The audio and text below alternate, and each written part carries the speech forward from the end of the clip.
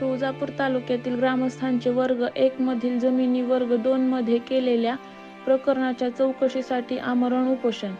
धाराशिव जिल्हा प्रशासनाने 6 महिन्यापूर्वी जिल्ह्यातील अनेक जमिनी वर्ग 1 मध्ये काढून वर्ग 2 मध्ये वर्ग केलेल्या होत्या. तुळजापूर तालुक्यातील निलेगाव येथील जमीन देखील वर्ग 2 मध्ये वर्ग करण्यात आली होती. ती जमीन परत शासनाने वर्ग 1 केली आहे. ती कशाच्या आधारे शासनाने वर्ग 1 मधून वर्ग 2 मध्ये वर्ग करण्यात आली आहे, याची माहिती प्रशासन देत नसल्याने ती रद्द करण्यात यावी, यासाठी जिल्हाधिकारी कार्यालयासमोर निलेगाव येथील ग्रामस्थांनी आमरण उपोषण आंदोलन सुरू केले आहे.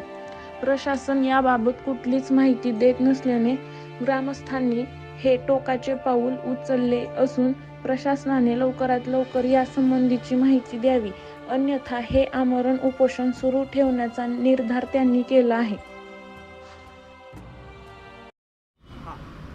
माझं नाव शफीक अहमद अब्दुल्ला रिसालदार.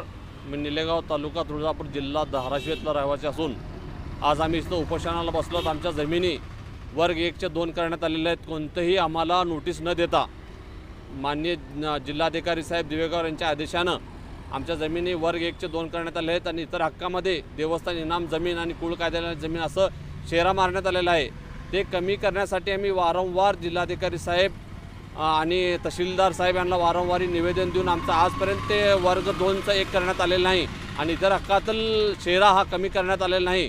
त्यासाठी आम्ही आज दिनांक 19/12/2023 पासून आमरण उपोषणात बसलेलो आहोत. जोपर्यंत आमच्या मागण्या पूर्ण होत नाहीत तोपर्यंत मी आणि शिवाजी दूधभाते हे मागण्या पूर्ण होईपर्यंत आम्ही उपोषणाला इथं जिल्हाधिकारी कार्यालयासमोर धाराशिव इथे बसणार आहोत.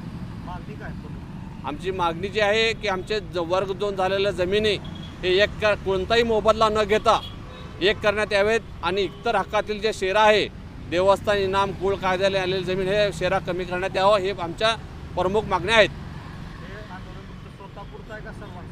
हे आमच्या जिल्ह्यात सगळ्यासाठी आहे आंदोलन.